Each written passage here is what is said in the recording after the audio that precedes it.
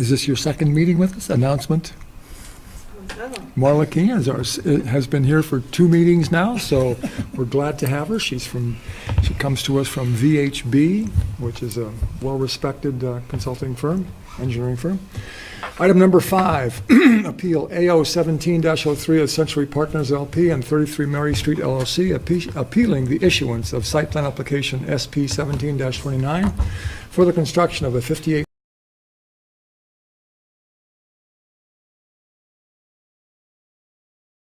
46 Market Street. We are going to continue this item to August 24th at 7 p.m. upon motion to do so. I move that we appeal item number AO 1703 of Century Partners LP and 33 Mary Street LLC to August 24th. Second. It's been moved and seconded. We continue this to August 24th. All in favor say aye. Aye. Opposed? Thank you very much. Item number 6, conditional use application CU 17-08 of Cushman Design Group to raise an existing single-family dwelling and construct a new 2-story single-family dwelling with an accessory residential unit at 34 Brigham Road. Who is here for the applicant? Milford Cushman, president of the Cushman Design Group. Okay, and this is a conditional use application, so if you'll take a seat, please. One note for the board on that, I received an updated plan today. The differences are that the site plan inadvertently called out the wrong type of retaining wall, and now the site plan is consistent with the architect's plan. The second difference is at the time of original survey, the water level was high. As the water has subsequently gone down, they identified a old concrete dock, so that's been added to the survey. Thank you very much. Conflicts of interest. Does anyone have a conflict of interest with the applicant? Okay. This is a conditional use application, so once you get done using your hand, I ask you to raise your right hand. And you promise to tell the truth, the whole truth, and nothing but the truth. Thank you very much. Okay, if you'll walk us through the application, please.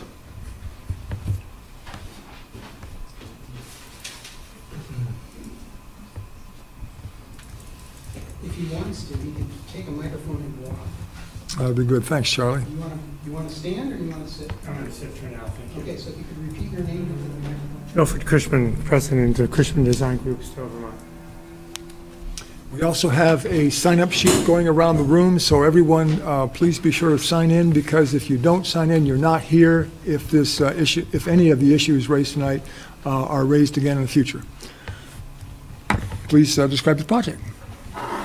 So the project is, there's an existing building and cottage at this location. As you can see on the site plan, the plan is to demolish both the buildings. The plan is to rebuild the main residence, and to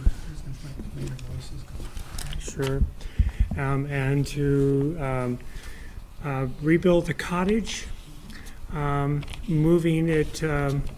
We're not going to reconstruct the cottage. We're building a new cottage, moving it to within to be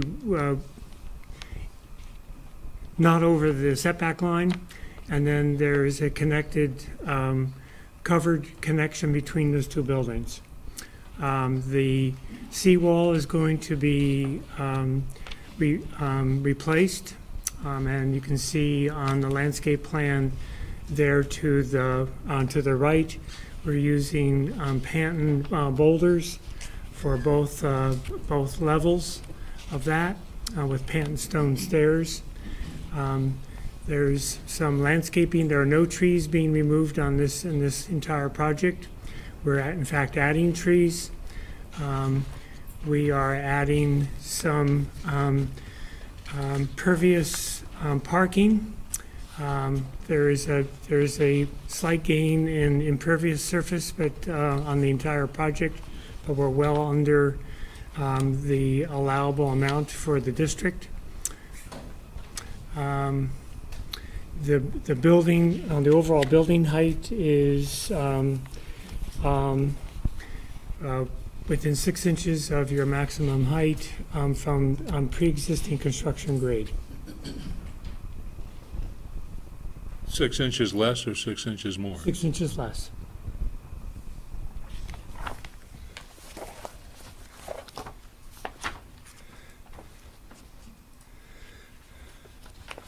So the board has seen the elevations. It looks as though it complies, the project complies with environmental, not that we have, so the specific environmental regulations under which we do have purview, it looks as though it meets all those surface water buffer standards and so on. The city arborist had comments. You're fine with the Craig Lambert's comment that the caution about the excavation or grade change around existing trees being retained, and Yes. okay, very good. Yeah, totally. In fact, the grade change over by the large cottonwood, which is on the northwest corner, we're not proposing any grade change for the purpose of preserving that tree.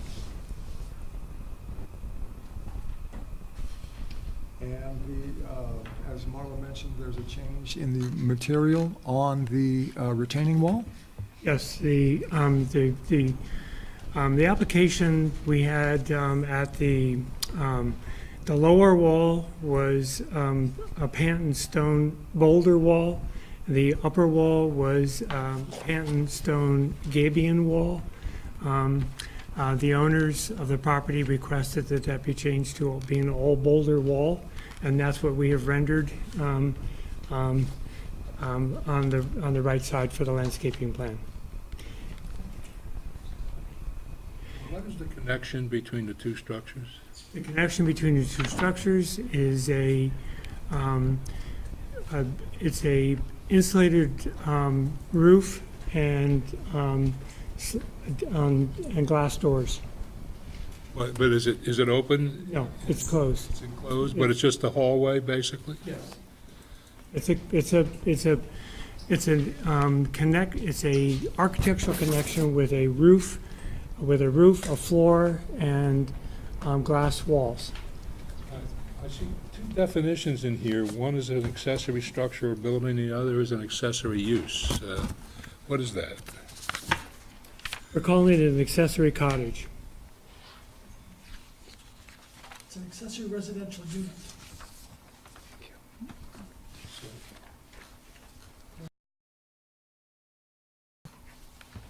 Per section, what? Section I see two kinds of accessories here. Accessories, 3.10E.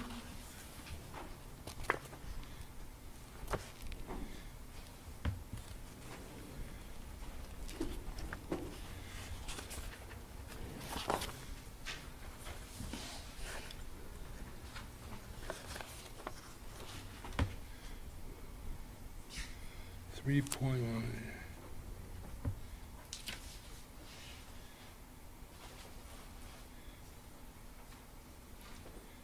Okay.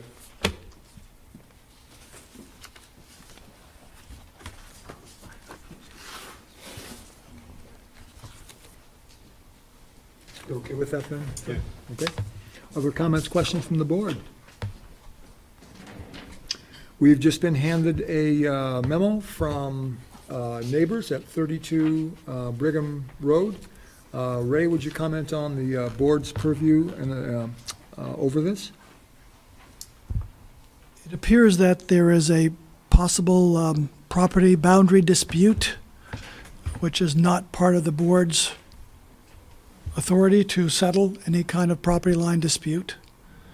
The board may want to have the applicant resolve this before they approve the plan, because the plan may change if there are some property lines that are changed. Sounds like it makes sense to me. Board comment?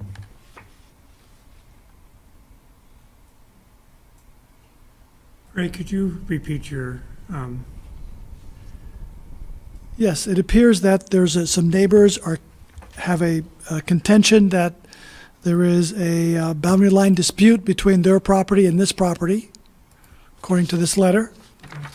And if that's the case, the board may want to wait until the dispute is resolved in the event that the site plan is changed as a result of a change in the boundary if this plan is incorrect. Okay, maybe I can address that, and I might ask that, would the board consider a condition on the permit that this needs to be resolved?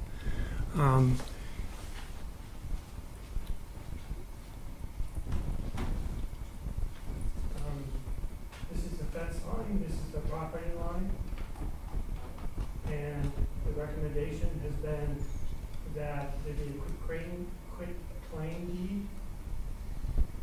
for this difference. It doesn't affect of the existing building. There's actually a deck here now and a walkway here now. The footprint is being moved around on this side. And it doesn't, you can see it comes down through here. This lower wall is coming all the way over to the seawall that's here, because otherwise there'd be a condition of erosion. And I would propose that that change will not affect the site plan. Does it affect the setback? This is the pre-existing condition. We are working on the existing footprint here, sir. And again, there's currently a deck here now. We're not building on that. So this is an outline of the footprint of the building. It's not the roof line.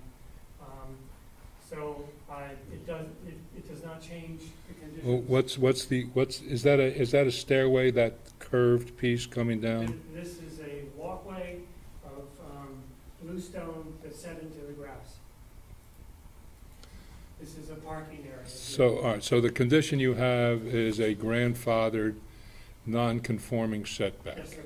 And you're saying you're not, whatever your boundary is, you're not making that setback worse. Any worse. All right, my view is that this is a little more subtle than some disputes, because you're not really disputing the We're not disputing. the dicey nature of your ownership. We're not disputing that. If they don't own and never get that additional piece of land, is there any provision, for example, lot coverage that they're in violation of? Or lot size? Do they need that for any purpose? Well, it depends on where the line moves. I'm not sure if the line is moving to make the lot smaller, to make it larger. I don't know what the result of the change would be. Well, I assume it's going to, if you get the land, it's going to make it a little larger. Right? Makes it a little bit larger. Yeah, so assume the worst case, that the line is where civil engineers has said there begins to be a dispute.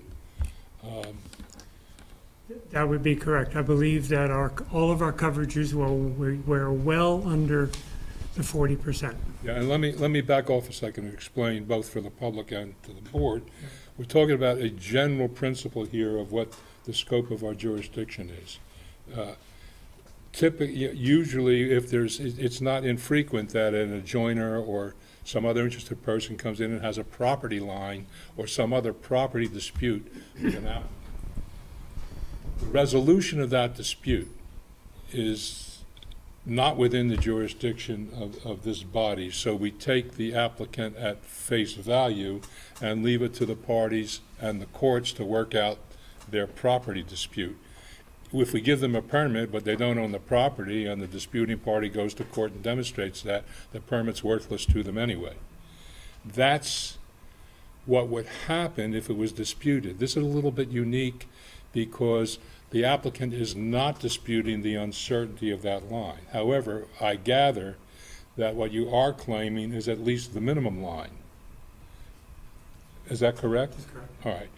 So I think it's irrelevant unless they need the additional land to meet some specific requirement of the ordinance.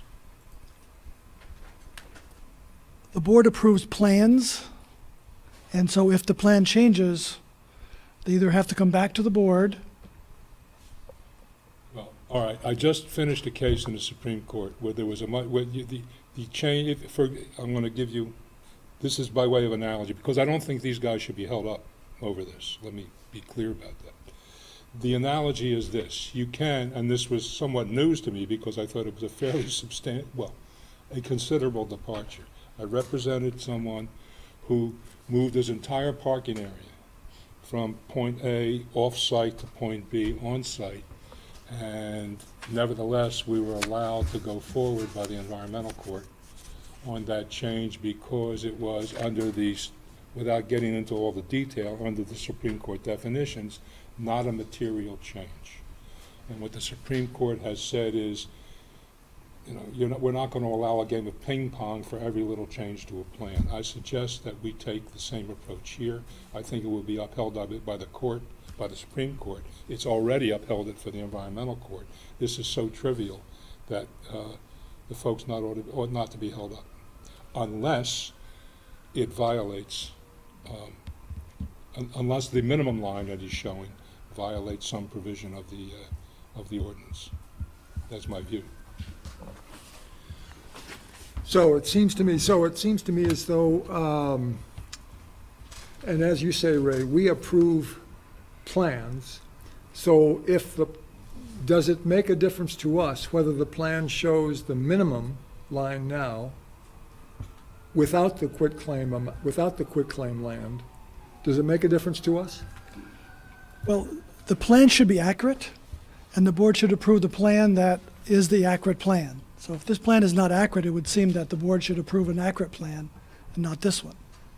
And my argument is materiality is what matters here, and this is de minimis, unless it violates the size violates the ordinance, and In which case, the applicant would have to come forward with a brand-new plan, and it would be on them to. To amend their conditional use. yeah, if it violates some, but I haven't heard that it does. I mean, the applicant is of the view, I haven't exhaustively reviewed it, that it doesn't violate any provision of the ordinance, even if he's got the short, the less expansive perimeter. And I haven't heard Ray say otherwise. And the argument or the position Ray's holding out is, I think, not a good legal precedent, not a good legal position to take, because in fact there is Supreme Court and environmental court precedent to the contrary. So they could build it regardless of where the line is. Well, not Not regardless. regardless, but What we have. But I mean, they're right, like you're it's saying. only going to they're not- improve Right. the setbacks, improve the coverages, if the line gets adjusted to where you're showing the disputed line, not the disputed setbacks is, your setbacks are going to, so I'm in agreement with Frank that if it changes, they have to come back for an amendment, but it's not going to change what we're approving, it's just changing the lot size It would configuration. be at most an administrative, I think it would have to stay. simple thing. Could it be administrative, Ray, if we approved it with the non-quitclaim deed line? And they came back later with, I take it back. To change it, he'd probably have to come back to us, but it would be really It simple. would be one of these. yeah, rubber stamp, right, yeah, or 2 minute things. Okay. More comments from the board? More comments, questions from the board? Okay, comments, questions from the public? Hearing none, I think we're ready to close this, and I think the decision can, we are going to assume that the plan includes no quitclaim deed, and that if you get the quitclaim deed, you come back to us and resubmit a plan, it'll be a 2 minute and out. Okay. Okay? I move that we close conditional use application CU 1708 of Cushman Design Group. Second. We move and second, we approve this application. Excuse me, close this application. All in favor, say aye. Aye. Opposed? Item is closed. Thank you very much. Thank you. Item number 7, conditional use application CU 1707 of Don Welch Architecture to raise existing single-family dwelling and construct a new 2-story single-family dwelling with an attached garage, 115 Holmes Avenue. Who is here for the applicant?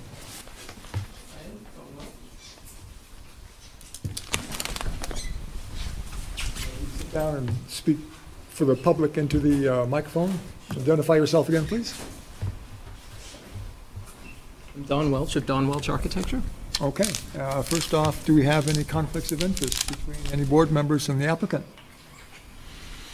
Okay, hearing none. If you'd please raise your right hand. Do you promise to tell the truth, the whole truth, and nothing but the truth on the penalty of perjury? Yes. Okay, thank you very much. If you describe the project, please. We are also proposing to take down an existing structure and rebuild a new house.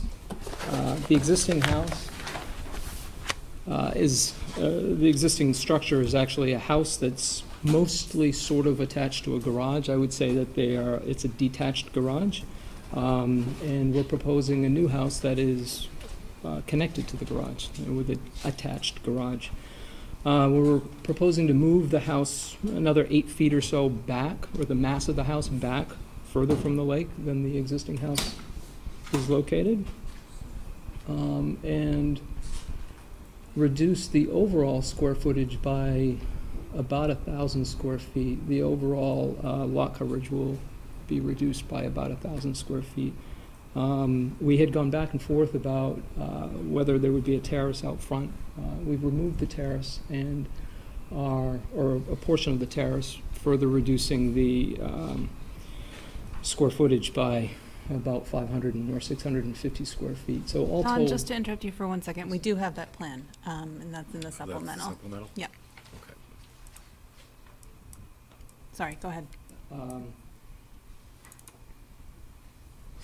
So basically, all coverage will be reduced by about 1,000 square feet. All told, the new structure, all the terraces, covered porches, whatever, will be about 100 square feet less than what's there now. We are proposing to take down 6 trees. 3 of them are, well, one is precariously leaning over the neighbor's driveway, and it seems like that should come down. There are 2 in front, pretty much where the terrace is. One is a large white pine that drops a lot of leaves or branches, big branches, during heavy wind, and the one next to it, a basswood, is coming down the north property line.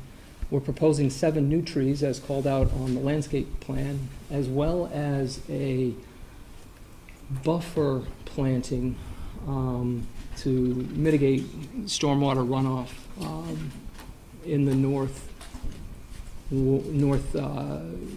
northwest, along the north property line in the northwest corner. The driveway is being reduced in size, and we're tearing down, there's kind of a stone gate at the mouth of the entrance to the driveway. We're removing that, and removing portions of the driveway, reducing the scale. What's in red is what's existing. And you can see what's in black will be the new driveway. We are planting new grass where the existing portions of the driveway that are being removed is. The new house will be about 21 feet from existing grade. The existing is about 22 and a half. There's an existing concrete dock and steps down to it in the upper left-hand corner. That's not being touched. We are replanting. There's the bank, pretty much as called out in the site plan. There's some invasive species, and in talking to the landscape designer, he suggested replanting the bank with more native species that will help stabilize the bank and be better for it. You know, those are really nice houses along Holmes Road, most of them are. I guess this will be too. I've always wondered, been unclear about what they do for water and sewer. Is that city water and sewer? Yes. Okay.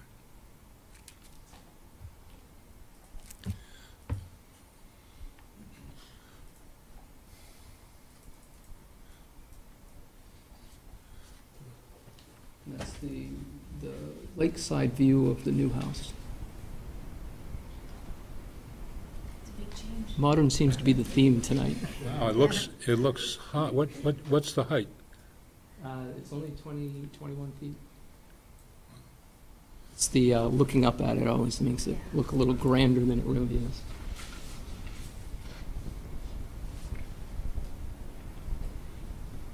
The existing camp or house was pretty well infested with asbestos and lead, so.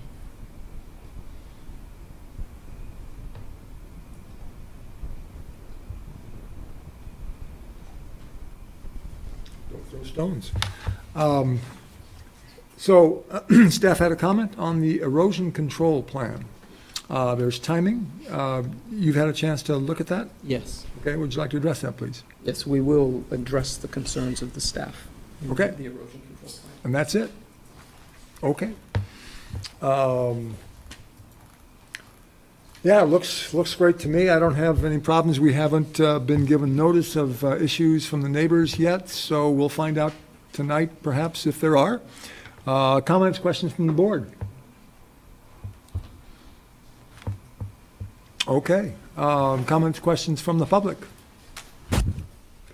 Yes, sir. Please identify yourself. Tom Easton, and we live in an adjacent property. I did not hear what you said about stormwater. Did they have a plan they were going to show? Stormwater. You just made a comment about Erosion stormwater. control We plan. did not hear that. Erosion control, I'm sorry. Erosion control, there was a, Staff comment.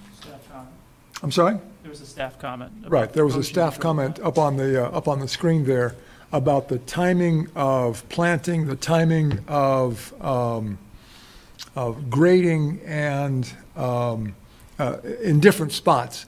And so Mr. Welch has agreed that he's going to address or, do like it says. Okay. We've had great conversation with Michelle and Greg about their plans, and they're aware of the stormwater runoff and the erosion control. We certainly expect that to continue.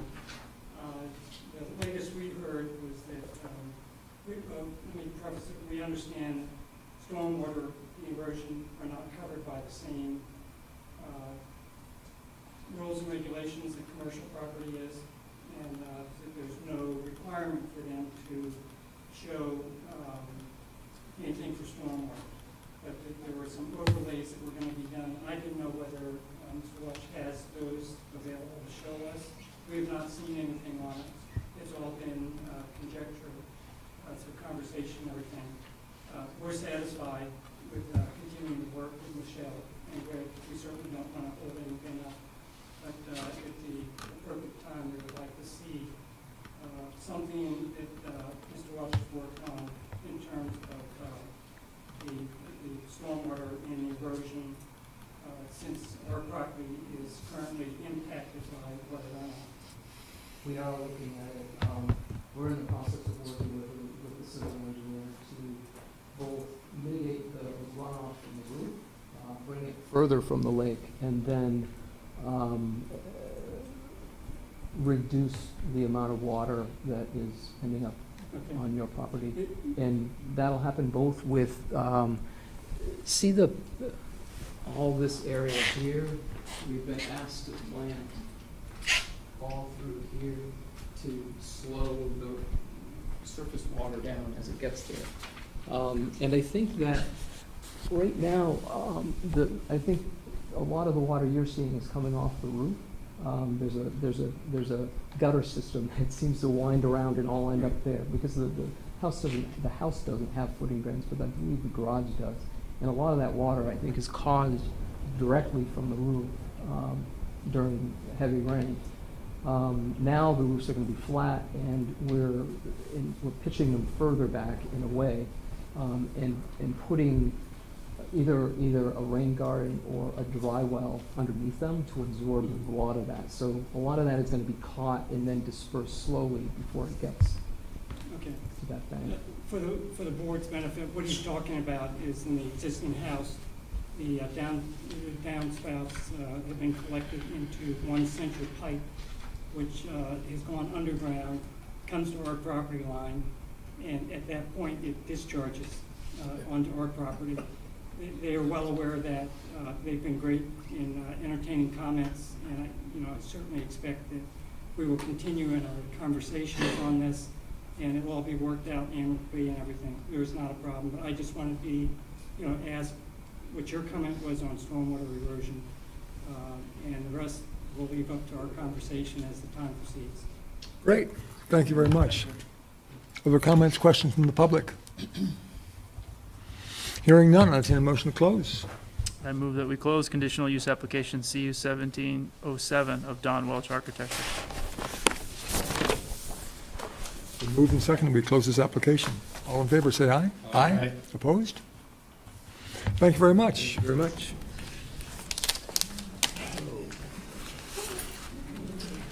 Next item on the agenda, preliminary and final plat application, SD 17-18 of South Village Communities LLC for approval of Phase 3 of 334 unit planned unit development. Phase 3 is to consist of the following: 22 single-family dwellings, 4 two-family dwellings, 2 3-unit multifamily dwellings, and 2 12-unit multifamily dwellings at 1840 Spear Street. Who is here for the applicant? Dave Marshall from Civil Engineering Associates. And Robin Jeffers from SD Ireland and South Village Communities. And conflicts of interest? Anybody have conflict of interest with the applicant? Okay, and preliminary and final application, please raise your right hand. Do you promise to tell the truth, the whole truth, and nothing but the truth on the penalty of perjury? I do. Thank you very much. Please describe the project.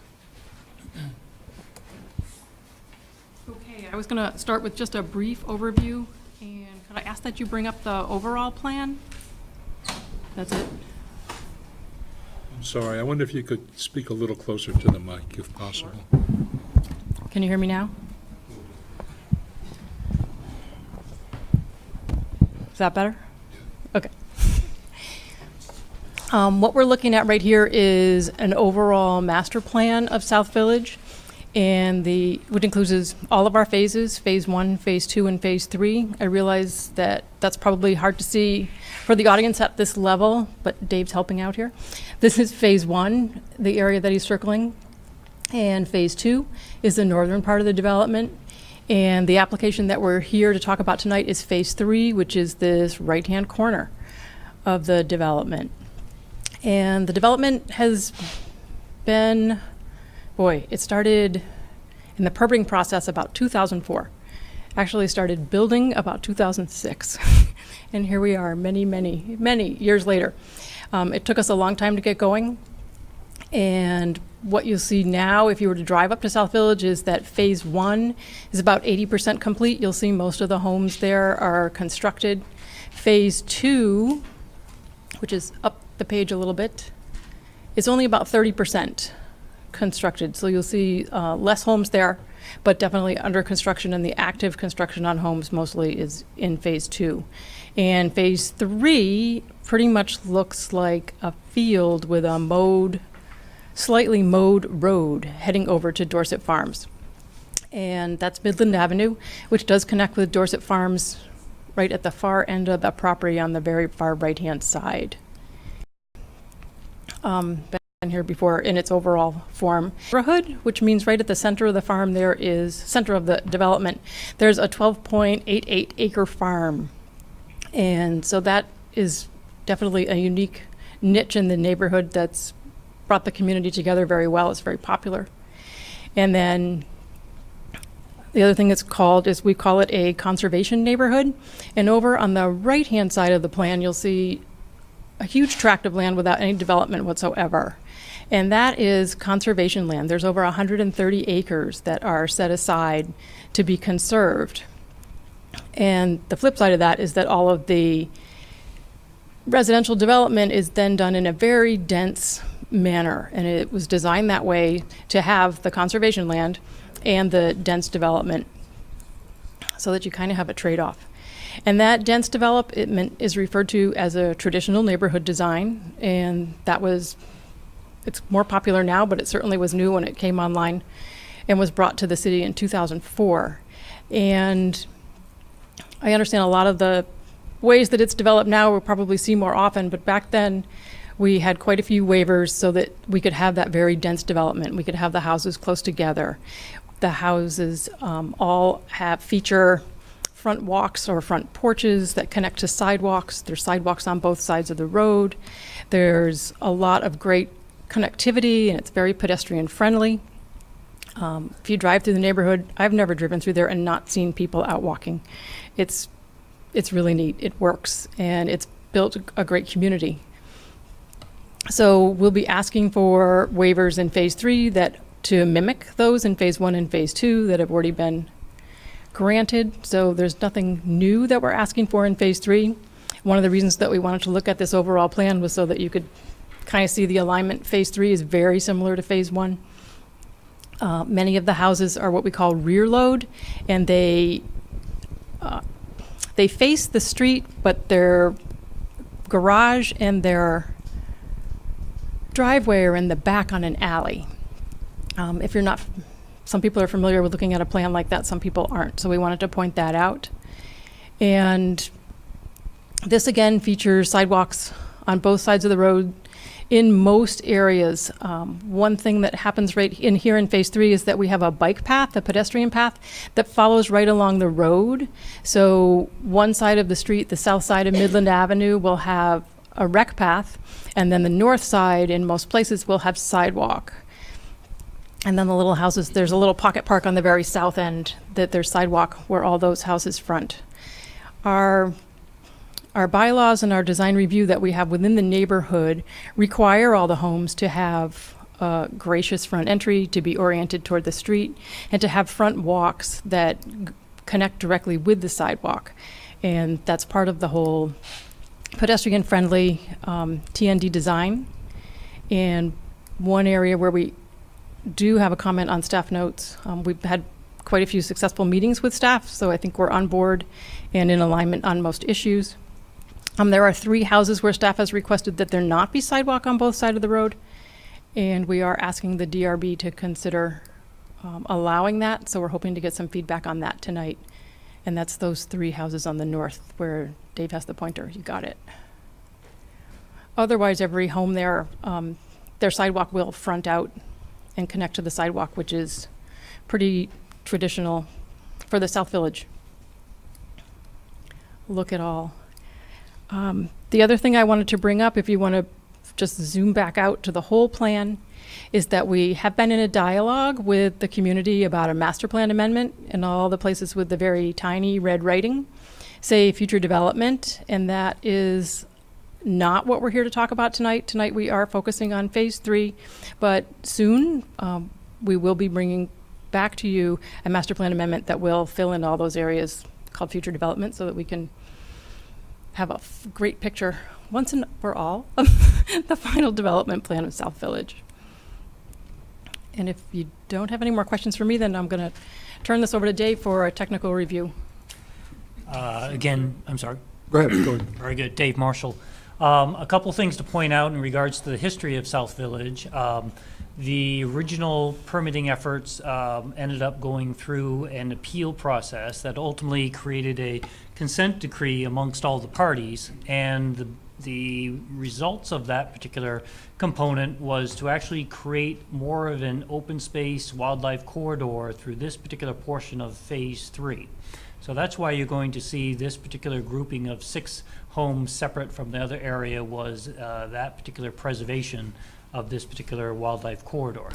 Other things that came out of that particular process, or specifically out of Act 250, was that with regard to ultimately this connectivity from phase 1 and ultimately from Spear Street out to the east to Dorset Street through Dorset Farms, there were obviously some benefits in the fact that this satisfied some of the east-west corridor goals of the city.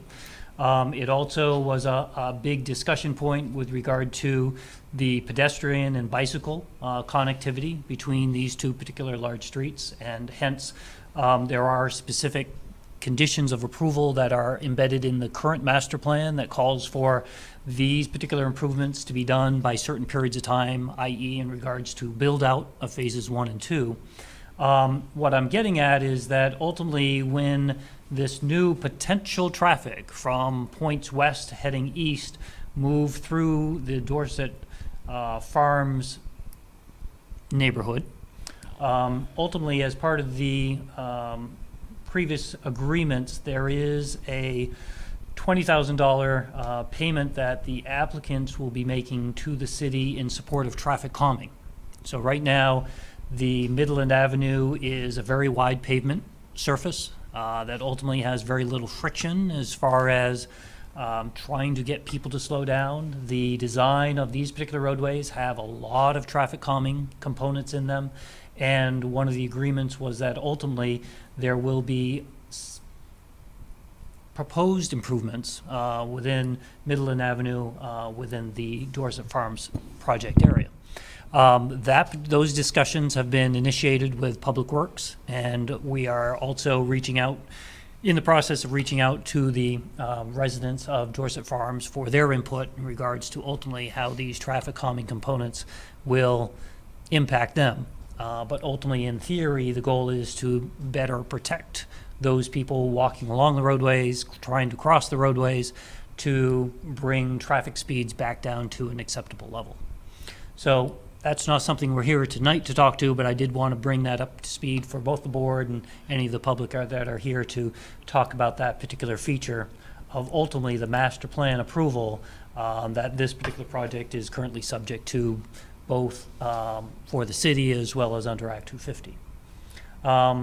The less exciting things as far as infrastructure is that Phase 3 benefits from much of the work that was done both in Phase 1 and Phase 2.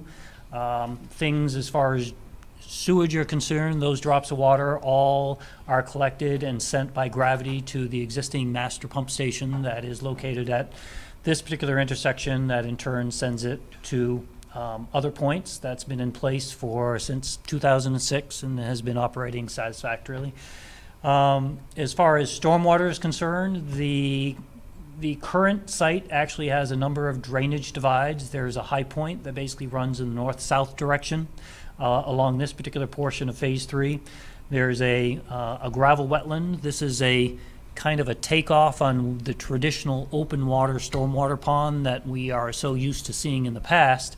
Still has an open water component for initial treatment and settling of large solids, but ultimately this in turn is sent through what again we call a gravel wetland, where most all that flow is subsurface. It's basically going through it's covered with wetlands on the top, but nonetheless everything underneath it is there to basically maximize contact time and retention and final cleansing of stormwater. So they have that particular type of stormwater management feature at this particular point, another one here, and actually as part of an approval that you provided for what we call Phase 3A, additional stormwater management on either side of this particular area. Just to remind you, this particular portion of the roadway, and more specifically the bridge over the stream, were approved as part of the Phase 3A review that we came before you maybe about a year ago now.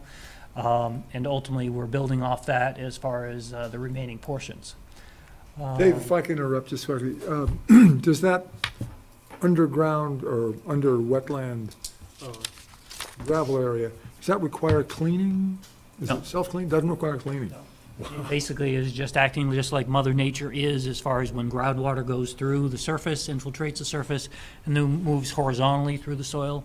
We're not digging up Mother Nature's soil to basically provide that particular level of maintenance, so she finds a way to do that one way or the other. So we're just trying to basically take some of those surface water features and allow that to actually look more like the surrounding area, which really has very few water surface features before this particular project started. Actually, just to the north of this particular area is the large stormwater basin that actually has attracted new wildlife to the area too because of the open water nature. But in this particular case, with all the other open water features that are components of the project, we decided to go in a slightly different direction with the gravel wetlands. Other features of Phase 3, in addition to either the duplex or triplex buildings that are shown in this particular location, and the single-family homes that generally occupy these areas and the 6 lots here. We also have two proposed 12-plex buildings. These are consistent with the master plan in regards to at least their location and features.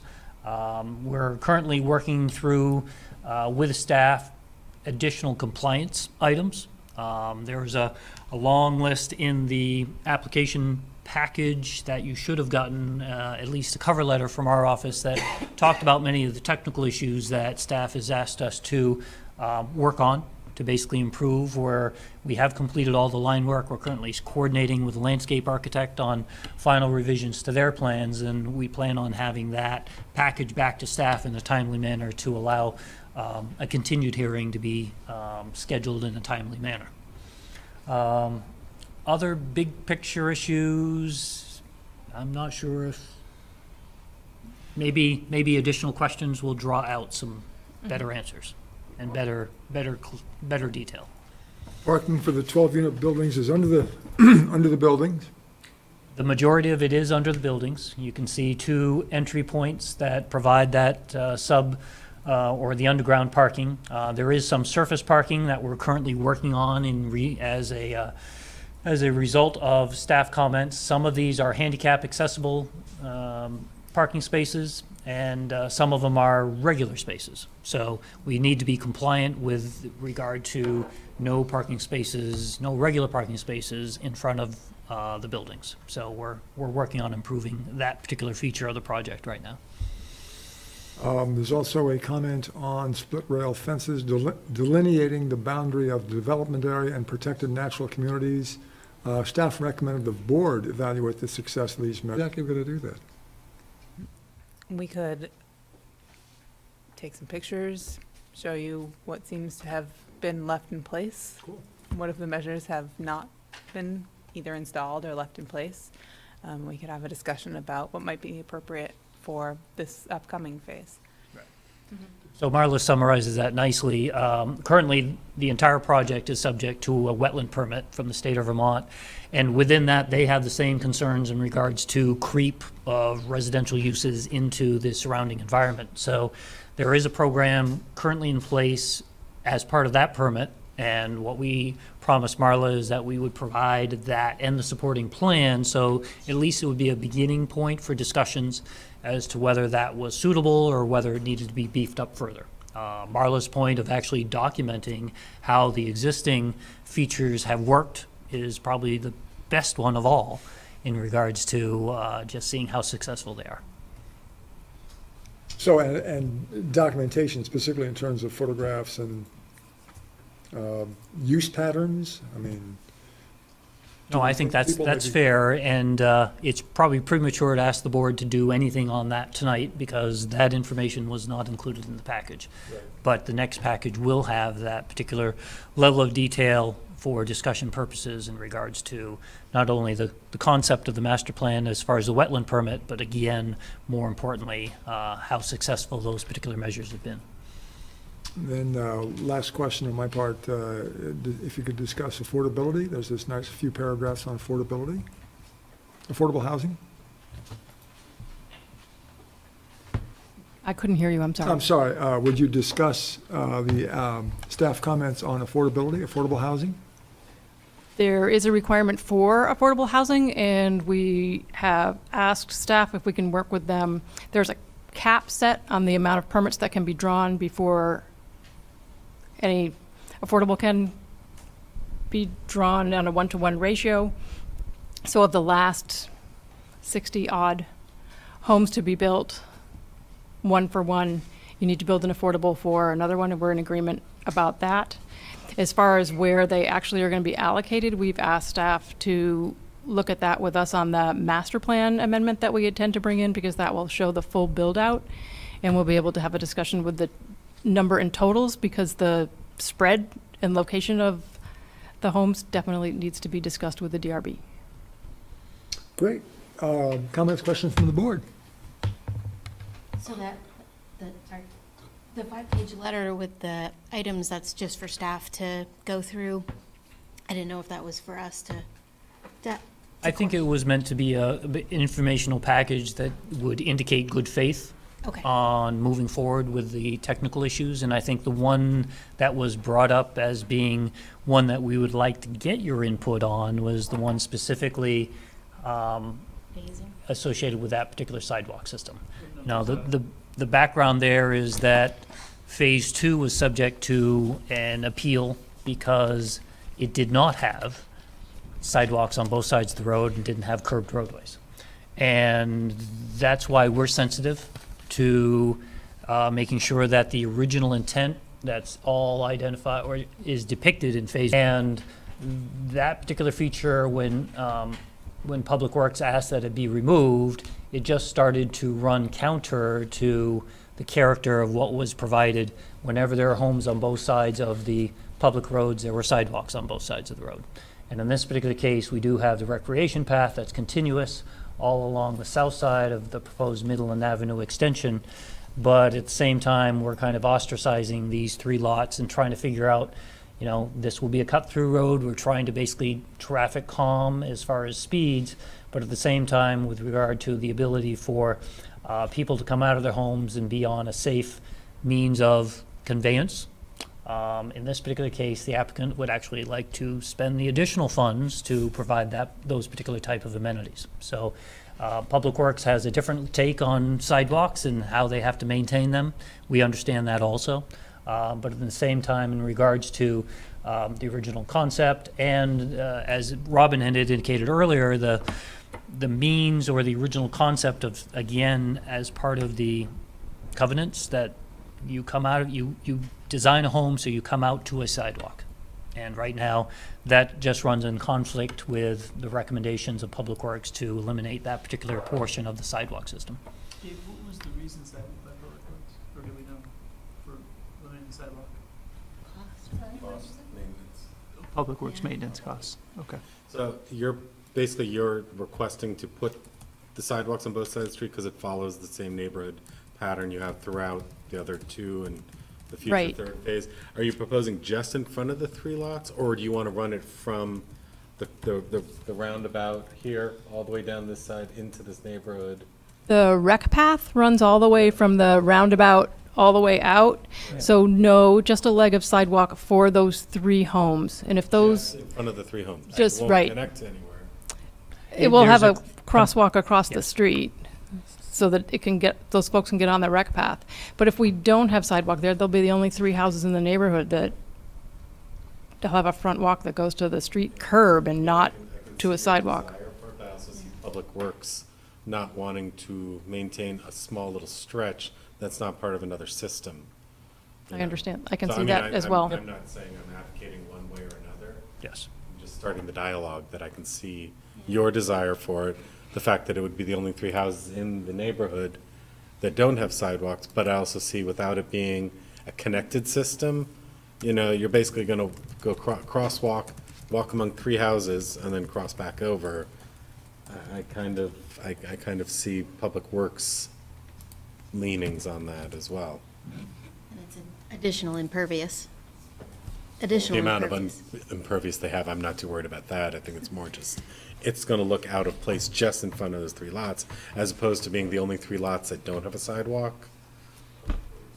So I could go either way. I'm not sure which direction. So is part of the idea to have the sidewalks, because if that is going to be a cut-through, the whole idea of that fairly sharp curve is to get people to slow down if they're coming from Dorset Street to Spear. Then being able to walk with someone possibly careening around the curve,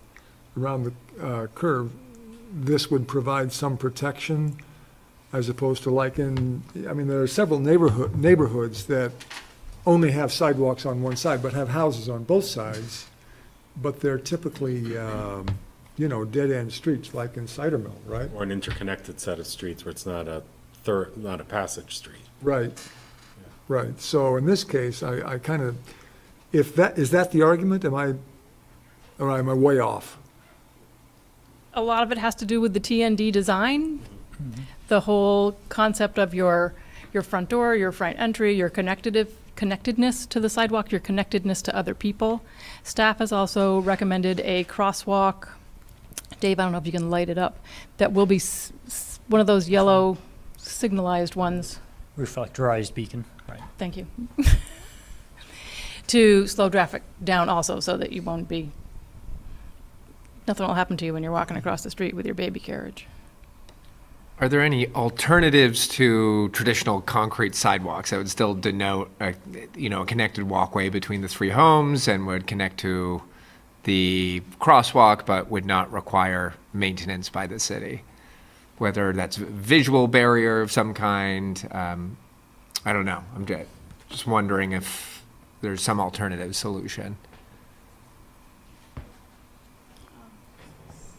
Definitely something we could think about.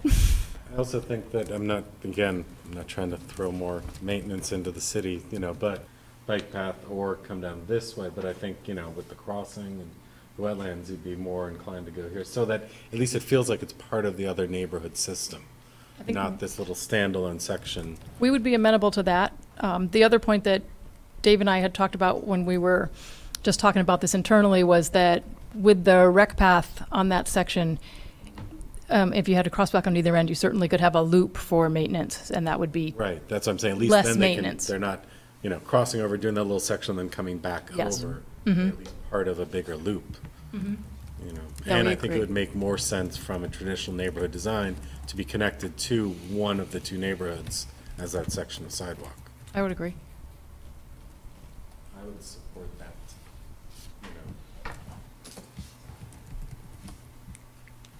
I have several questions. One, just so I can be factually clear. This is described to us as 22 single-family dwellings. Is that what this is?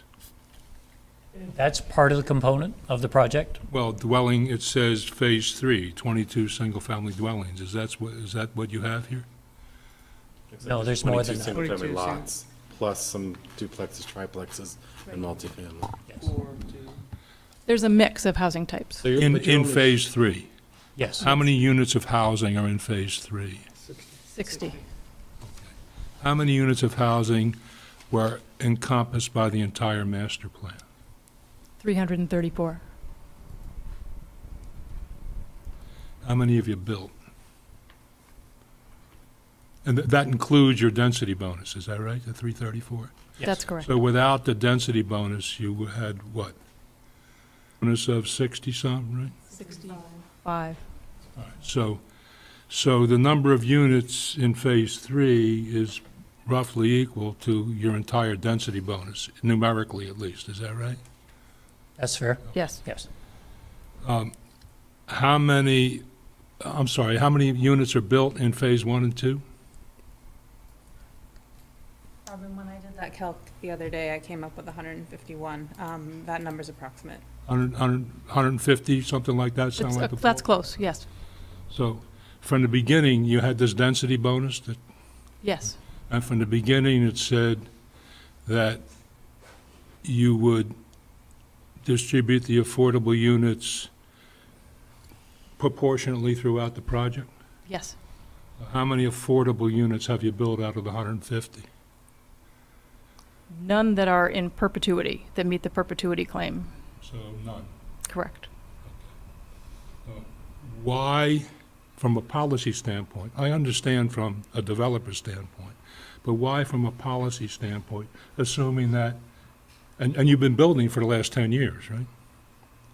Since roughly 2006, I think you said? Roughly since 2010, So because from- we stalled for a very long time. From a policy standpoint, why should a public body give you a permit to do more before you've completed your plan for affordable housing and included construction of, why should you be able to build all the way up to the limit before you build the first unit of affordable housing? Answer that, please, if you can. Put another hat on. From a policy standpoint, why should that be tolerated? Well, under our existing permit, we have a cap of 269, after which no more permits will be drawn. We've also been in discussion with staff to have an additional cap so that all of the area is not yet taken up before that is worked out, and we're amenable to that. So Frank, another way to say is, yes, the can has been kicked down the road, proverbially, but at the same time, not all of the phases have been fully built out. So there's still the opportunity for distribution of that particular obligation. These are all ownership units, is that right? Or not? Are there some of these going to be rentals, or is everything going to be sold? These are all intended to be ownership units. So they're all for assuring perpetuity? Yes, we have. Okay. So you're going to have a housing subsidy covenant for these units? The houses will be, the buyers will be vetted by CHT, and there will be a housing covenant, yes. I don't think you've answered my question. I don't hear a public, or see, unless somebody explains it to me, a public policy rationale for not requiring you to now, as a condition, I mean, not as a condition subsequent, but in order to get this permit, I think you ought to come forward with a clear-cut and acceptable plan for meeting your affordability obligation if you want consent to building all these units. I don't see how we can do that without the master plan, which would show the full 334 units. Well, then I think you ought to bring it all forward together, or bring it before the master plan in advance. Right now, you're obliged to comply with the master plan, right? Yes, and we are. Well, Can I ask a question? I've made my comment. I just want to follow up with Frank's comment. And I think I remember what it is, but the affordable bonus is you get half of your units that are in the affordable bonus have to be affordable, correct? Correct. And that's the whole premise of once you hit 269, it's going to be a 1-for-1. Yes. So in that regards, Frank, I can see the point of how the regulations work. I see your point of wanting to see how they're going to implement it and distribute it. But when you talk about, the bonus kicks in at the 269 mark, and then they're going to go a 1-for-1 ratio. So for every additional unit they request to build, market rate, they have to build and provide an affordable unit, whether it's in phase 3 or spread out amongst phase 1 and 2, since those aren't built out. I see your point where you're asking, how is it going to be implemented from, you want to see where, but I think the whole premise is that they can't be clearly clustered, they can't be uniquely defined, they have to be spread out so that you can't tell one from the other, and they have to be evenly distributed. Right. So I think what Frank's point is that, we're granting 60 more units, which is essentially your bonus, but we don't want to see, Frank would like to see, I'm not going to speak for the rest of the board, where the distribution is going to happen throughout the whole project, so you meet the intent of the affordability bonus of 1-for-1 up and above the 269. And there is a larger policy point. You've been building for a long time. The comprehensive plan, which informs but does not bind on this point, has a goal of keeping something like parity in the current proportion, what was the current proportion at the time of the plan, of affordable housing to housing in general, which, you've just leaped out 150 units in front of that by not doing you build 150 units with no increase in the affordable. But the affordability comes beyond their base density. But they got their permit for the density. I don't think that it follows that you can do anything other than distribute proportionally throughout. It looks to me like you're looking for an opportunity to do something that's other than proportional when you come back with your master plan. That's the inference I draw from the way this has been presented. Do you want to do something that's other than a proportional distribution, candidly? Not, Do you still intend to have your affordable units proportional throughout the phases? largely, yes. I think they have to by statute. It has to be evenly distributed amongst the types and locations. It can't just be segregated into the, phase 3, which is your bonus density, but it's only by the grace of how this thing allocated that's where those are coming from. You could have been, the 60 units could have been spread out throughout the rest of the first 2 phases. Yes. So I'm personally, as a board member, in the way I've read the regulations, I would administer them. I would say you don't have to be meeting the affordability until you get to the 269, because it is the density bonus. But I would agree with Frank in that, or the way I would see it is, I would like to see how you're planning on distributing them so that they are evenly distributed amongst the rest of the development. In other words, I don't want an amendment coming in for the master plan that says, okay, well, we have to, what do you need, 33 affordable units or something like that? I believe it's 34. 33 or 34. I'm sorry? 33 or 34. Whatever it is. What I want to avoid is even the remotest possibility that you'll come in with 1 unit in phase 2 and, 32 units in phase 3 or what have you, some concentration. There is, although it kind of gets lost in the woodwork sometime, from 40 years ago, a very clear reason for this proportional distribution built into public policy. And it goes back to the 60s when these tremendous public housing projects were built that created ghettos. Vermont has been fairly successful, largely because it's small, in avoiding precisely that. That's the reason for the proportionate distribution. So you can't say, oh, look, that's where all the poor people are, and turn it into eventually a slum. So could you, do you have the numbers at hand? Like, are these 60, or was your reference? The latter, yes. Okay. All right. So how many units are going to be in that future development to take you up to your 334? I don't know the number off the top of my head. Roughly? Roughly 36.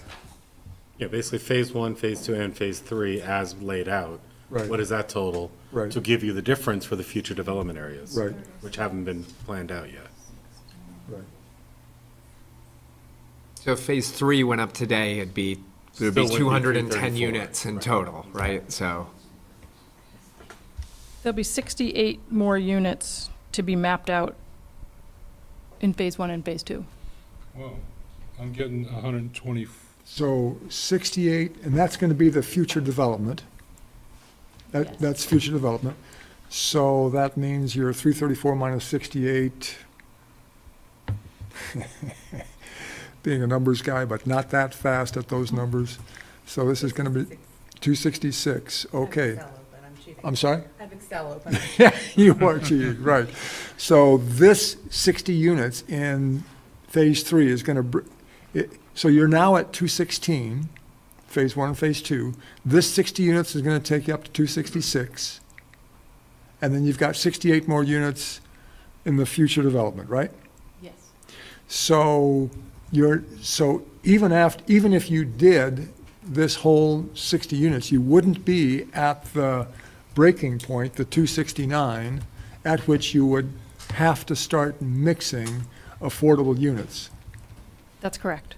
Okay, so. Can I add more? So, well, and so where you have been going with your presentation and with discussion with staff is that you're going to come back to us and be telling us how you're going to mix in these affordable units over either existing units that are yet to be built in phase 1 and phase 2, and in phase 3, and in the future development, right? Yes. Okay. Well, Except you said if you build the whole 60, if they build the whole 60 units in Phase 3, then Phase 3 is a segregated neighborhood that includes no affordable. No, they're gonna come back with a distribution Right. so that when this thing's totally built out at 334, and after they hit the 269, have to start going one for one, they're gonna have to start building and designated certain units so that there's an even mix, evenly distributed amongst all three phases of all different types of housing types and locations. And they're gonna come back with that information. Not just start, building them all in one location in the future development. Right. They're gonna have to present us with a plan that mixes them evenly amongst all three phases. What is the reason exactly that we can't see the plan now, or your proposed amendment to the master plan now? Why not? To look at it, we wanted to, because Phase 3 can't be changed, I'm sorry? because Phase 3 can't be changed because of the court decree, there's nothing changing in Phase 3, and we'd really like to move ahead on Phase 3 and get the infrastructure built. Also, all you have to do is designate a proportionate number of affordable units for Phase 3 as part of your plan. Wouldn't that work? Or don't you plan to have any affordable units in Phase 3? We do plan to have affordable units in Phase 3. And shouldn't be, I think we're having the same conversation with a misstep here. I think we're going towards a continuance on the preliminary and final. What they're saying and what we're asking for is, before we approve preliminary and final for this amended master plan for Phase 3, part of it, we'd like to see the distribution, where you're proposing to put these things in, so that, and it's not gonna be this unit, this unit, this unit, but something that gives us a plan that shows that they're gonna be evenly distributed amongst all three phases, and if you want to throw them into future phase or what, so that, as Frank says, we don't end up with 33 or 34 affordable units in the last phase, the project, because you've built them all out and you haven't had to trigger your affordability one-for-one permit issuance. Does that make sense to you and to what Frank is Partially asking? makes sense. What we had talked about with staff was putting a cap, coming back with language about an additional cap above and beyond the existing 269 cap to give the board comfort with the level of approval to move on Phase 3 and then come back with the entire master plan amendment. We are not prepared to come back in, at this point, to come in with the master plan amendment. Well, I can see that because they're not going to be required to actually start designating affordability units until after they get to 269.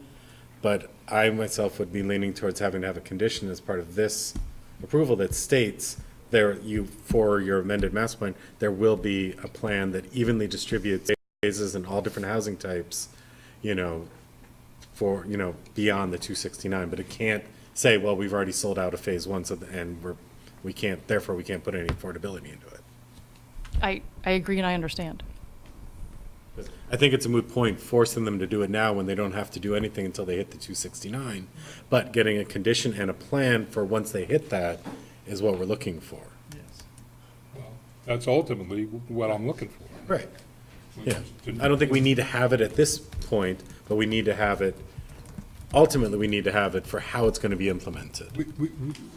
What we need, the bottom line and what we need, the minimum that we need, I think, in order to carry out the intent of the condition is what you said, which is that a recommitment to a proportional distribution.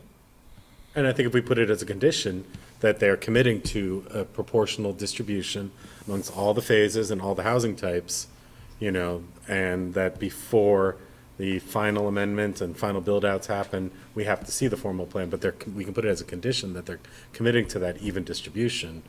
That would satisfy my concern that it all gets pigeonholed into one part of the project. And that should be part of whatever we approve for this phase, regardless of when they present their changes, their proposed changes to the master plan. Right, but I don't think we need to see the distribution. I think we just have to see a commitment as one of the conditions so that we can't end up it being punted so far down the road that certain phases are built out and we can't get anything into them. It's the main thing I'm concerned about. Yeah, me too. I agree. So overall, That goes against the statutes of evenly distributed. overall, the 33 units are almost exactly 10%. You've got 80% of Phase 1 built, 30% of Phase 2 built. there's plenty of room in phase one to put 10% if that's going to be an even distribution, and plenty of room in phase two to put 10%. So I think we've got plenty of Yeah, time I in agree. terms of actually getting these things distributed. So to me, I think we're on a good path here, and you can come back and tell us how, what your initial thoughts and plans are, and perhaps a commitment to how these things are going to be distributed as we go forward. So I'm satisfied with that. Other comments, questions from the board? Yeah, your comment was that everything's going to be, whether it's fee simple, but, so even the multifamily, like the 12-plex, are going to be condos? Yes. There are some rental units in other phases, though? Is that correct? Yes, that's correct. Okay. And then you're showing 22 lots. Some of them have footprints in them? Is that just a graphic representation? It's just a graphic Okay, so representation. some of them have it, some of them don't, but that's no reasoning behind it. Right, they'll all likely be custom, Yeah. the same that they have been in the other phases. I'm sorry, what was the last thing you said? I said they likely will be custom, the same as they were in the other phases. Which means you'll sell them with land. Yeah, they're fee Yes. simple lots. They'll Yeah, be, they're not- again, footprint lots. No, these are fee simple, meaning lot, house, you own all the land. All right. So if I'm looking at a duplex in phase three, this is on a separate issue. The duplex has a lot line, at least when you sell it, right down the middle, right? Longitudinally. That's right. That's correct. Thank you. Was this master plan approval prior to Southeast Quadrant Design District? So the neighborhood design residential, so we don't get the setback of the garage 8 feet? You do. You do. Yes. Okay, so the way this is shown, like this one right here with the garage coming right in, that's just because it's a graphic error. But that's rear Because of loaded. rear load. Those are marked, yeah. Oh, is it? Because the road. So here's, let me help you here. So these are the public roads, Right. at which point the front of the building is required to front the street. Okay. These happen to be alleys, Right. non-public streets where Where's you the have front of rear those? loading, for the garages. So, Where's the front of these buildings? so these buildings, the front is on this green space here. So you're fronting the street I understand now. and you come in on the back Okay. through the alley. Yep. I just didn't see like a road that would indicate the front of the house, but I understand it's more on a quad. Okay. But to your point, Mark, for these particular lots that don't benefit from alleys behind them, that's where you get You'll the have the benefit 8-foot of the setback. Okay, okay. I'm good. Other comments, questions from the board? There's also in the response, and it looks as though your letter to the board is in response to Marla's comments or staff comments. So point 18 on the 12-plex surface parking, it looks like there's a quote in bold, and then there is a response in non-bold. That is correct. So Marla was good to summarize the technical meeting that we had, and we took upon those particular emboldened reminders to provide body on how we're going to address those.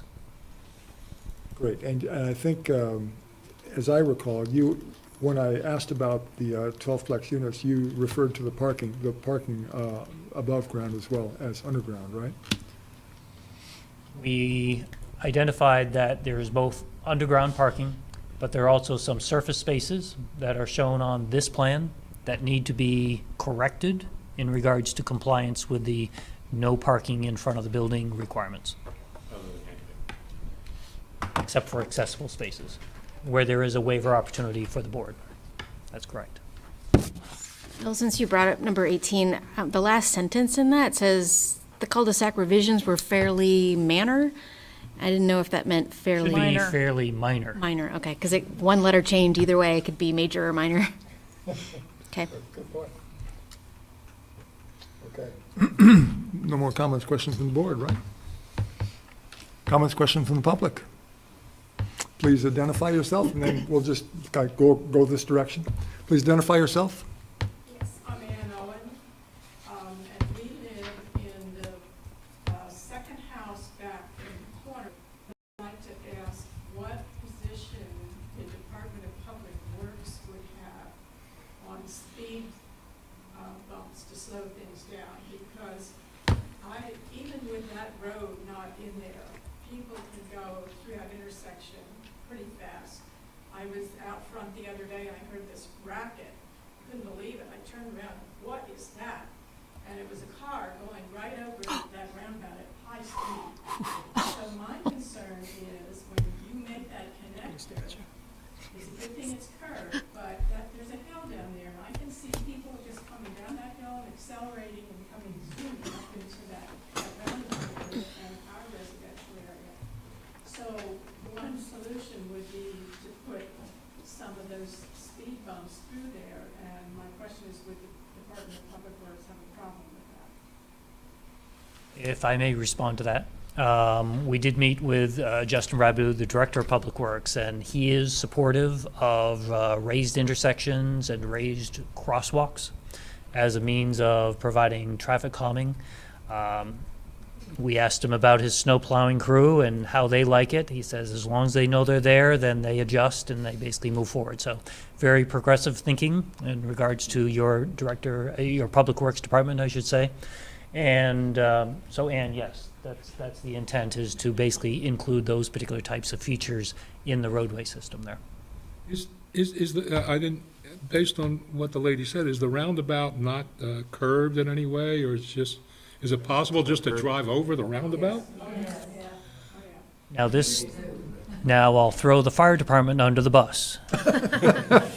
Oh, this is them, okay. So there was a long discussion in regards to how high the vertical relief could be on that particular roundabout in order to basically protect their equipment from any type of grounding issues when they drive over. And it is designed to be driven over by emergency response vehicles and large trucks and things of that nature. And very fast automobiles. And fast automobiles.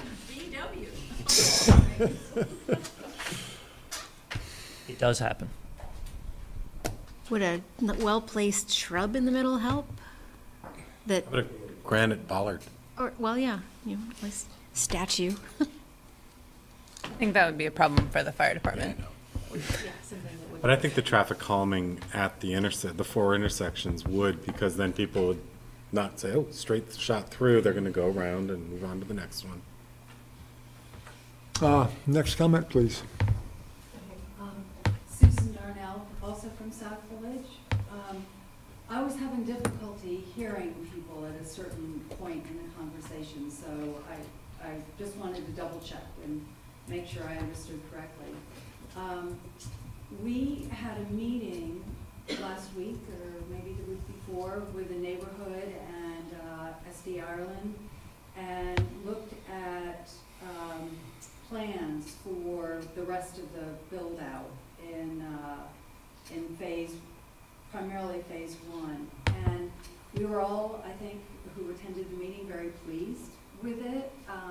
We saw a lot of things that were very attractive to us as residents. But my question is, and this is where I'm not understanding the distribution of units, is, for instance, phase one is almost built out. And we looked at a plan at that meeting that showed very attractive row houses, all connected together on what I think are about the last vacant lots in phase one. So my question is, if we now, to meet the proportional distribution of living units, does that mean that what we saw, in fact, may not be what would be built because there needs to be affordable units in phase one? How does what we were presented match with the need for affordable units, is, I guess, my question about phase one. And second of all, I'm just, again, because I couldn't hear, is this what we're looking at, take us up to that 269, and in some other way there will be other buildings that we're not seeing on that site to meet the to have enough units? Or is what we're seeing include affordable units that are similar to the units that are being built now? My understanding is that, I think, Robin, correct me if I'm wrong, that all of the building sites in phase 2 have been purchased by builders? No, Not true, okay. Not true. not yet. So will those be the builders who are building affordable units? It's not yet decided. Okay, so there still are lots for unbuilt, lots that SD Ireland owns that have not been purchased by a builder in phase 2? South Village Communities, yes. Okay, all right. I mean, I'm very supportive of having affordable housing, and I think it's a great idea, and I fully support the public policy about having an equitable distribution.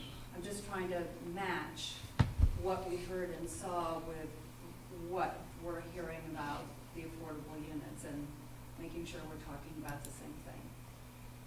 Yep, and my assumption is that we'll see plans for that going forward. And I would just like to offer that if they showed you a pretty picture of a bunch of row houses and that's all that's left, those all can't just be built out as affordable units because it has to be evenly distributed.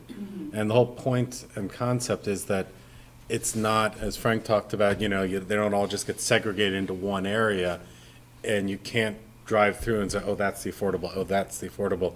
It's a mix of the exact same type and all that.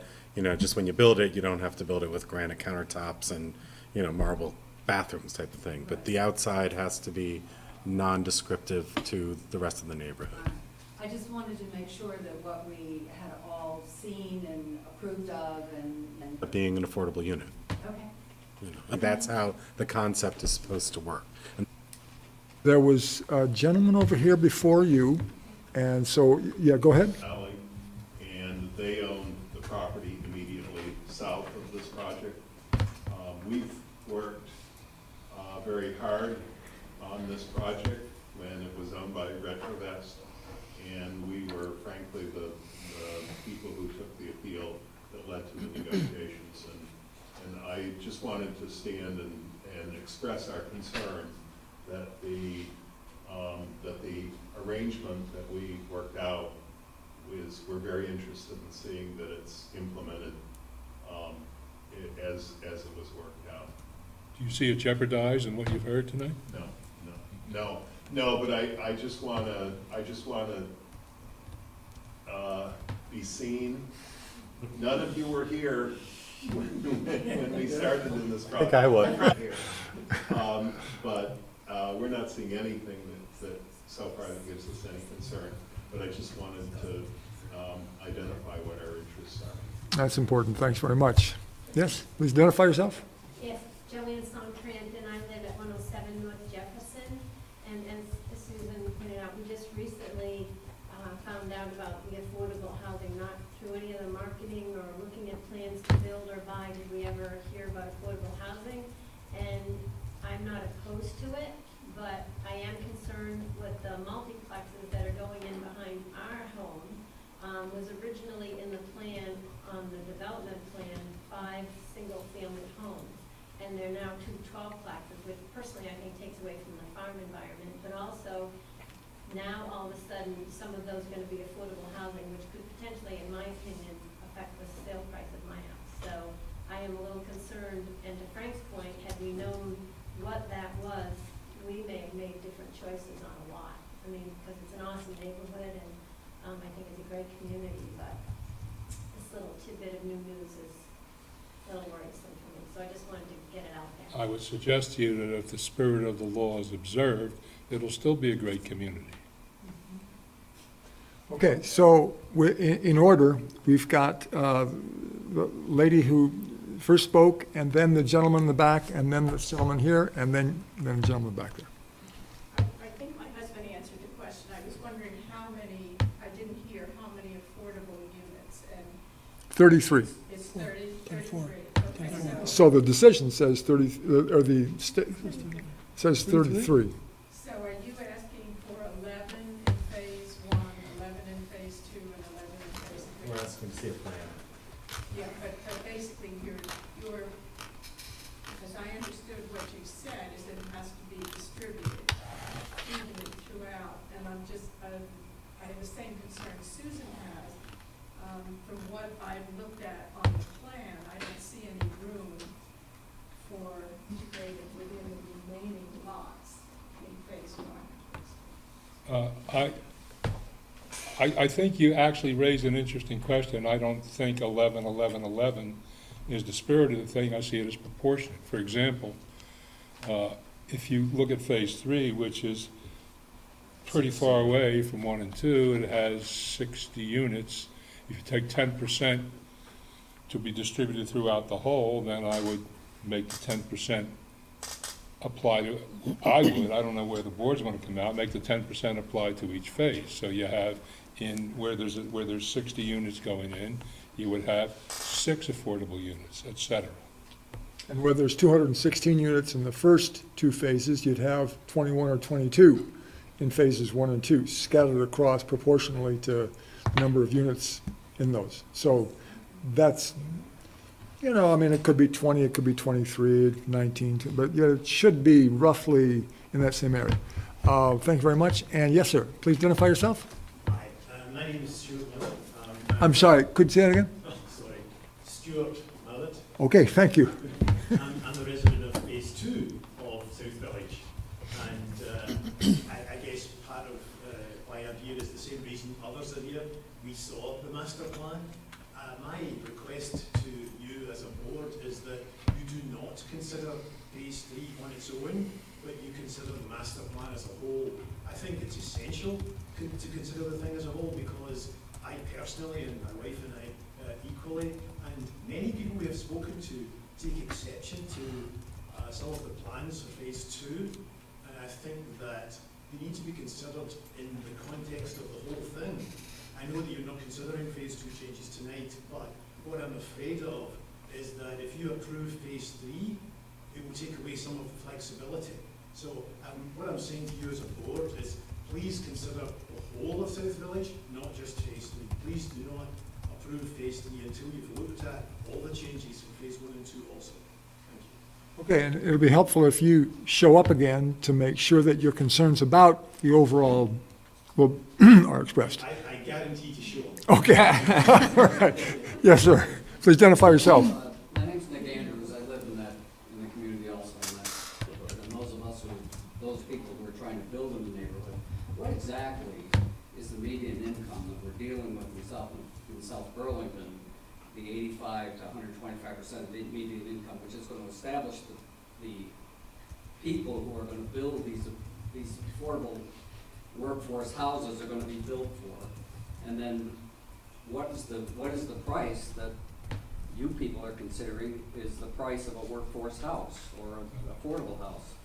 You may have already had this discussion with SD Ireland, but for the rest of us, it'd be kind of interesting to know what those numbers look like. Maybe I can help you. And tell me if you have a different understanding based on your conversations with CHT. But the way CHT operates generally, and correct me if this is not your plan, is that it subsidizes. The house is essentially sold for fair market value. And it is subsidized, well, and you're already shaking your head, but the classic way that CHT has operated is that the house is sold for fair market value, and they subsidize it down so that it's affordable by persons within a certain income range, and then there is a legal perpetual covenant that guarantees that that subsidy stays there, and the first buyer is obligated to sell at not more than a reduced percentage increase in the market value. Do you follow what I mean? No, I do. Yeah, that's the general idea. Now, it's been a while since I've actually done it, so if I've misled the gentleman, maybe you could correct me. What's your plan?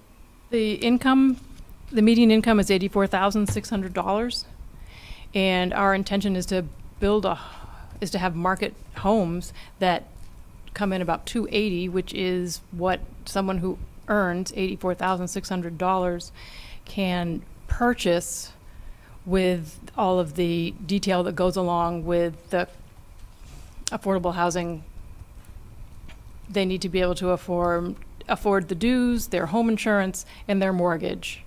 And that can't be more than 30% of their income. So you think you can sell it? Is the subsidy in the reduced price of the home, or is the subsidy provided by South Burlington? No, I've confused the issue. It sounds like what you're saying is you don't need the subsidy. All you need is the covenant. That's what we intend to pursue. $84,000 for what, a family of four? It's the median income, For what? South Burlington. Well, Let's be a family of four. there's gotta be a family size connected to that. It's family of four. Then it's a family of four. But you can't sell the unit for more than, you take, what is it, 85% of that medium income?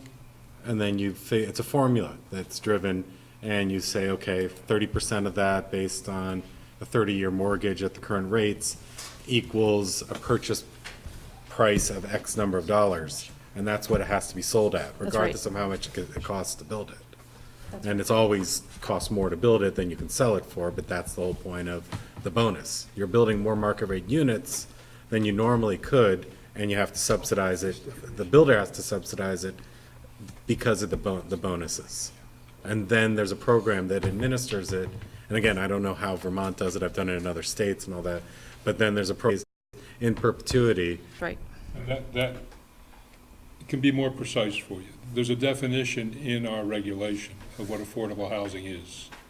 And what it is housing that is owned by its inhabitants whose gross annual household income does not exceed 80% of the median income. So if you're talking about a family of four, it's 80% if you're correct about that income of $84,000, whatever that is, $67,000, something like that, as defined by HUD, which is a published standard, right?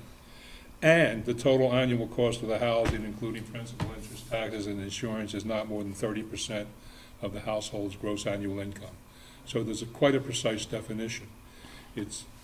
I understand to the layperson, it's quite confusing. That is the standard. It's black and white. And the way you assure it in perpetuity is through a statutory device called a housing subsidy covenant that's authorized by statute that commits the buyer to enter into a housing subsidy covenant with an entity that's able to enforce it. In this case, she's talking about Chittenden Housing Trust, which is a well-established, very large nonprofit that's very experienced in administering these things. So that the homeowner becomes bound, literally contractually bound to Chittenden Housing Trust, which has enforcement rights, not to raise the price on resale above a certain amount. Our initial master plan was very vague on that whole issue, and that's why I'm asking, and it sounds like you figured this all out. Well, most people who aren't in the business have a very dim understanding of it, and in fact, some people who are in the business also have a very dim So understanding. you can download the land development regulations from the city's website, and in there you'll find in section 2 the definitions. You'll find that with the data that Robin Jeffers gave. So just a second, we've got a gentleman over here, and then we'll back to you. Yes, sir. Lou Brzee, a couple of points. One, historically, yes, Mark was here at the beginning. This has gone on for a long time. I didn't have as many of these quick. I want to stay in the weeds for just a minute and then move to 50,000 feet. Relative to the sidewalk issue and the plowing and so forth, I certainly haven't talked to Justin, but from the little bit that I've seen, maybe one of the big problems is just getting access to the snow plows into the sidewalk and back out of it again. And so if you put driveways at the end or something like that, that might help. Another point relative to that is the location of the crosswalk. Sounds counterintuitive, but the best place to put it is right in the middle of the turn, because that way you can see both places. A lot of people think, no, you want to get it on one end of the street or the other, but at the apex is the best place. Up to 50,000 feet. Way back when the bike path was first created, somebody put a tagline on the bike path. I don't know who it was, but it says a green ribbon to tie South Burlington together. I don't know of any project that does a better job of tying two major neighborhoods together. The one discussion that has not taken place tonight, although it's been inferred, the drawing stops at the end of the property line. Are we guaranteed that that road does go through? And who built it? And then Robin went. With the bike path beside it, as you knew I was gonna ask. Bike path does go beside it. The roads do connect. It's our obligation to connect them. And I believe there's a trigger on the 189th unit. In phases 1, 2, and 3? Yes. Okay. And over here. Thanks, Lou. Or did you have more, Mr. Brzee? No. Okay, and, okay, there you go. Susan Darnell again. I thought I heard two different concepts being discussed. One was that there would, just for discussion purposes, let's take the row house example, that all the row houses would be identical, and that Chittenden Housing would provide. Isn't it Champlain Housing? It is Champlain. That's what I meant. I always do that. Would provide a subsidy to the person. It's who my owns the fault. home? I'll try to straighten it out for you. I made an assumption that wasn't warranted. Chittenden Housing Trust may provide a subsidy. So for example, if assuming 84 is the median, and a person comes in, bang, they've got $67,000 and that's 80%, they're not going to get a subsidy and they don't need one to buy the house she's talking about if they can come up with a down payment somewhere. However, if somebody comes in with an income of $40,000 and Chittenden Housing Trust is in a position to provide the subsidy, then it would be subsidized. It's not an intrinsic necessity that the purchase be subsidized. Okay. But the way the way you sustain frankly, the quality of the housing is to make that subsidy available. Okay. So as long as they have something, now if you need $84,000 to buy it, then you're not complying with, then you wouldn't be complying with the regulation, frankly. It needs to be available, it needs to be affordable by somebody at $67,000 or 80% of 84. So I don't know whether they get there or not under the current plan. But that, if they have that amount, then they don't need the subsidy, if it works for the sale price. But a subsidy could be available depending on what CHT can do that year for that person. And I think I understood then what Robin was saying is an alternative to that was that SD Ireland, as usual, would sell a lot to a builder, and the builder would then be responsible for constructing a house that would cost somebody no more than $240,000. The builder would be bound by the same permit condition as she is bound. Yeah, but that is, I guess just because there are multiple parties involved and no other housing stock in South Village sells anywhere near that price point, you wouldn't hit the goal, I think, of making housing indistinguishable. Let me correct that or clarify this, and maybe Ray and anyone else can speak, but I'm going to speak, as an architect who's had to administer affordable housing and clients who've screamed profits out of their pocket, but it is part of the bonus density. So the concern I hear, and we've heard it in previous projects, and it's been completely debunked. Statistically proven, affordable housing is to allow people that work in the community and provide services within the community to live within the community. And it's proven time and time again, it doesn't affect property values. You're not going to build a house, you're not going to take the budget of someone that makes $67,000 a year, what that 30% is, what that mortgage could be, and say that's what you have to spend to build the house. You have to build a house and provide a house that is indistinguishable.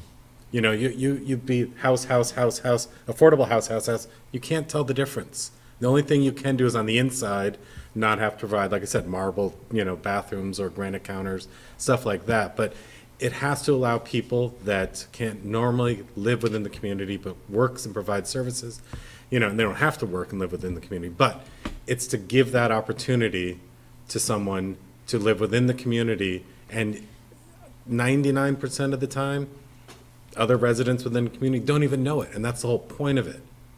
And so that whole property value thing is debunked. It's not an issue, and it's not. They're going to build a substandard house. It can be lesser quality interior finishes, but the house quality stock has to be the exact same as what's built throughout the rest of the community. My question was not about fear that my property values might fall, because I am in total support of this. I mean, you can't live in this community without understanding the issue of affordable housing. And one of the wonderful things about South Village is it really is a community that I think is devoted to neighborhood building. And so I don't think I speak just for myself to say we welcome this, but I'm trying to understand how this would work, because property in South Village is expensive. When a builder buys it from Ireland, there's a premium because of the open space and the farm. So that's a higher bar than normal. And then, we're very fortunate in the builders that we have in South Village. But how do you, that's another kettle of fish to have them say, all right, we're going to build a house where we are not probably going to expect the same profit margin that we do on our other homes, because it's, we're making these changes on the interior. So it's just a lot of moving parts, that's all, and trying to figure out how that works and is it feasible, and because this is a different kind of property, but it's got nothing to do with, I don't want affordable housing in my backyard, or I'm worried about my property values. I think having diversity within the neighborhood is a really good thing. It's just, it's going to be hard to pull off. And it's especially hard because it hasn't been planned from the beginning. I don't think there are 11 units in phase 1 that are left, except maybe for the row houses. And then again, you've got, the row houses are subsidized. And That can't happen. My understanding was phase 1 wasn't completely built out, is it? That's correct. It's not. It's 80% built out, so there's room. But all in one section. All in one section. Well, I don't know how big phase 1 is. Is it hard? Yeah. I don't know how, Yeah. what the appetite of the board will be to micromanage the exact placement of each unit. No. It's just that there are not lots kind of scattered around. There's a clump of them, and there's with that clump, and anybody would be happy to live there. I'm just Well, saying, 10% of you're it, gonna meet your 10% of it is going to need to be sold to people who meet the definition.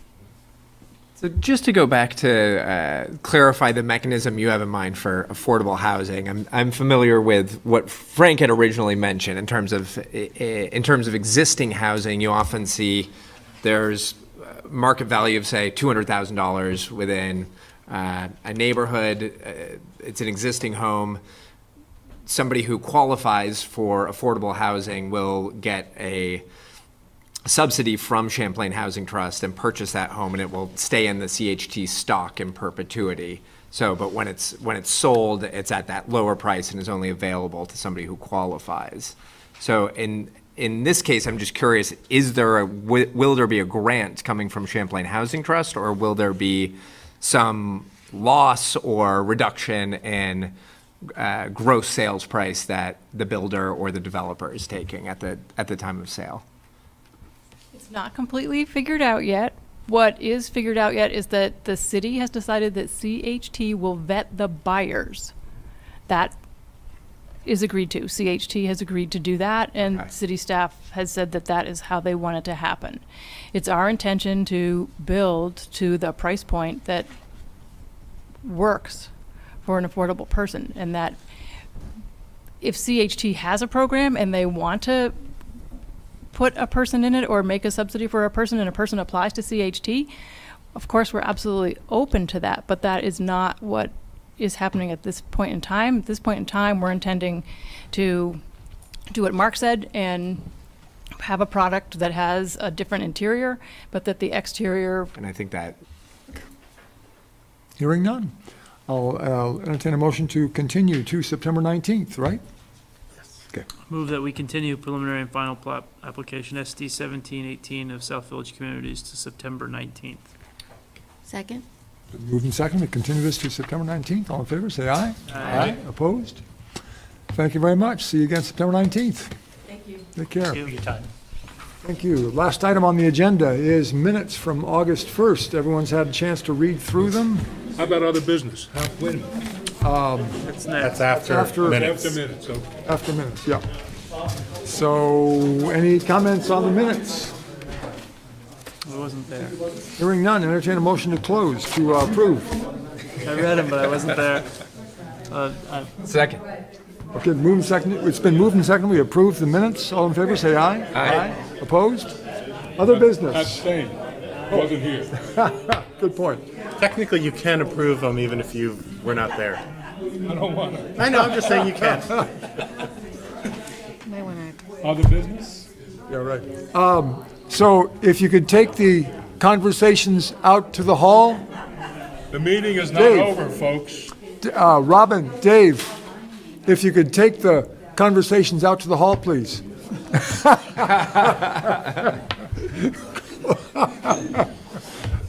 Thanks very much. And so other business, Frank? Yeah, I want to make a record on that, which I'll now make publicly at every opportunity because privately nothing's happening. I've had a proposal pending for amendment to the regulations since February. This board has supported, at least has said it's supported, having that taken up by the planning commission. We've been told by the staff that'll be scheduled in due course. I think the amount of time it's been unscheduled is unreasonable. I'd like that reflected. Also, it's been presented, I'm not sure that was in public. Ray suggested that there were more problems than what I had cited, which was for duplexes sharing a lot line or for triplexes sharing a lot line. I took a look at the regulations. I'm satisfied that is not the case. I believe that the only change that would need to be made would be an exception for duplexes that would allow them to avoid what is otherwise a clear-cut 5-foot sideline setback.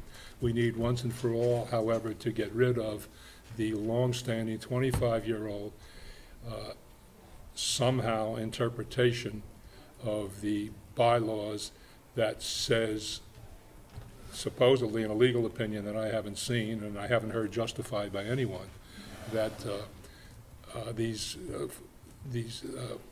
footprint lots are not lots in a PUD for purposes of the regulations. That's just demonstrably false, both based on the text of the regulation and under any rational interpretation of the regulations. There's nothing, absolutely nothing that would support such an interpretation.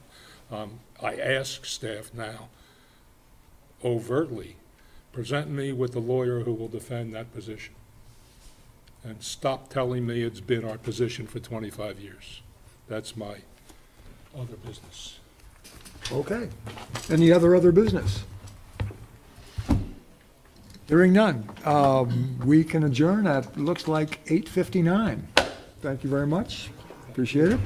Do we have a decision to, At least one. yep. Number 6.